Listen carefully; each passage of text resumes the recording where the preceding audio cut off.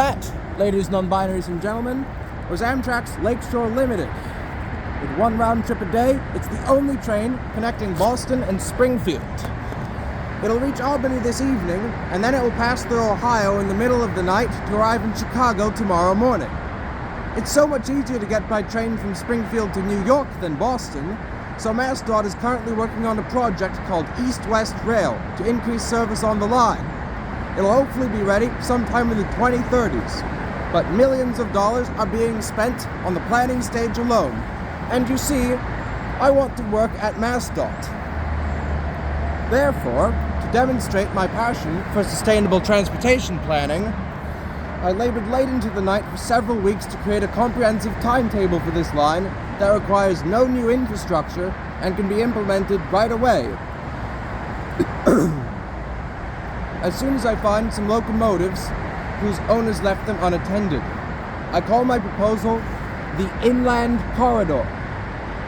And yes, I really did send a version of this to MassDOT. About halfway through making it, Caleb announced the One More Line Bro contest, so I've reused my nice presentable document as my contest submission. Where would it go? I have added many new services on the corridor with several branches.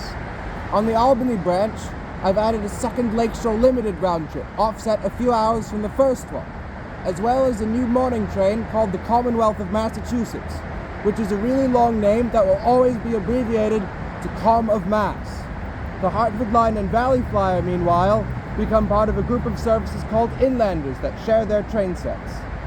The other Inlanders include the Bay State to New Haven, named in honor of an Amtrak train on the route from 1971, and the Amherst Flyer is a single round trip intended for college students to take day trips to Boston. So I set its departures as late as possible to give enough time in town for both lunch and dinner, while still allowing them to take a leisurely breakfast in the UMass dining hall. Finally, one of the two daily Springfield regionals gets extended to Springfield, to Boston, as the Inland Regional. How would it operate? I had two main considerations for capacity constraints when making this timetable. Between Boston and Worcester, the line is jam-packed with a dense pattern of MBTA commuter trains as expresses and locals. An express can't overtake a local on a two-track line. By extrapolating the current Amtrak Hartford line's travel with the Lakeshore Limited's travel times, it was impressive how few adjustments the MBTA schedule needed in order to fit them. Between Worcester and Springfield, the line is single track, so I had to further adjust my Amtrak schedules so that trains in opposite directions could meet at passing sidings in Palmer and Charlton.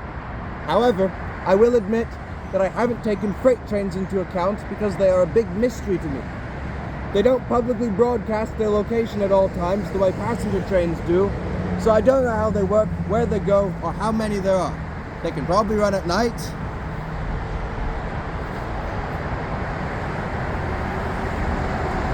What equipment would run on it? Nothing that doesn't already exist, with a multi-step rolling stock shuffle and an entirely precedented display of international cooperation. I've always said the MBTA should get Montreal's old ALP 45 locomotives, since they're only used in diesel mode after they turned their only electrified line into the REM light rail. There's precedent for the T borrowing some Montreal locomotives in a power shortage about a decade ago. And the dual modes would be perfect for the Northeast Corridor, increasing the total amount of electric trains to tick off the carbon mitigation.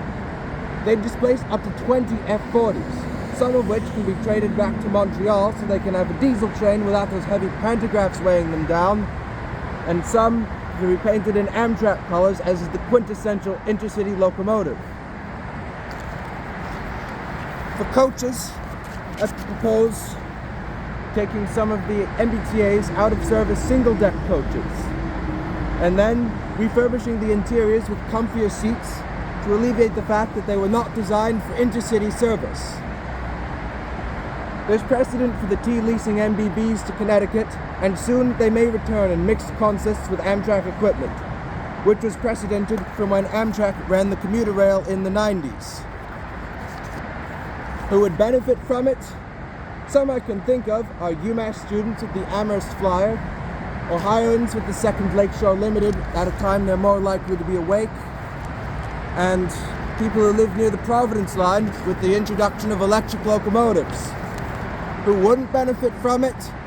Well, Montreal's biggest Bombardier fan is adamant about never giving up their favorite diesel locomotives.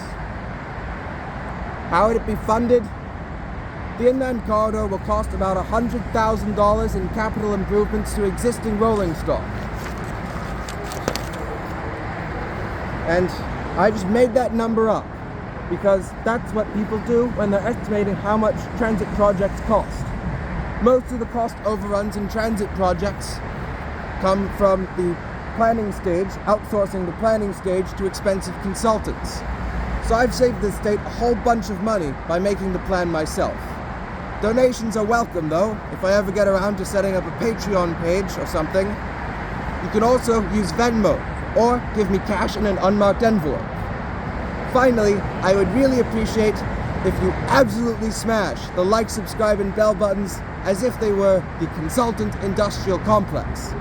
Thank you for watching, and Happy New Year! Yes, I recorded this in one take.